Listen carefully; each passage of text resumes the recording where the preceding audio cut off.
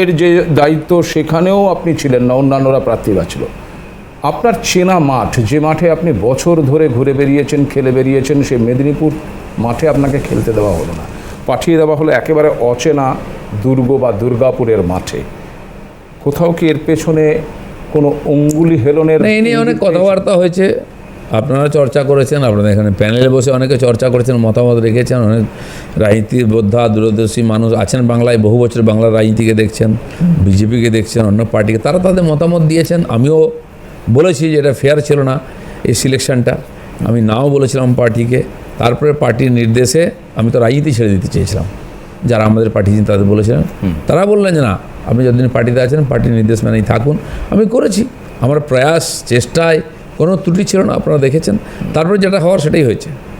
মানে আপনি জানতেন যে দুর্গাপুরের মাঠে আপনাকে খেলতে দেওয়া হয়েছে, আপনার সেখানে আপনি খেলতে নেমেছেন, আপনি যোদ্ধা, আপনি লড়েছেন, কিন্তু লড়াইয়ের আগেই আপনি জানতেন যে লড়াইয়ের ফলাফল কী হবে। কঠিন ছিল, আমি বলে দিয়েছিলাম ওটা জেতার জায়গা নয়। কারণ আমি তো সংগঠন দেখেছি, ওই জেলাও বারবার গেছি। ওখানে যে আগের এমপি ছিলেন তিনি বহুদিন আসেননি, মাঝখানে কোভিড ইত্যাদির জন্য, তার বয়সের জন্য আমিও বলেছিলাম প্রেসিডেন্ট যে বেশি আপনার এখন আসার দরকার নেই।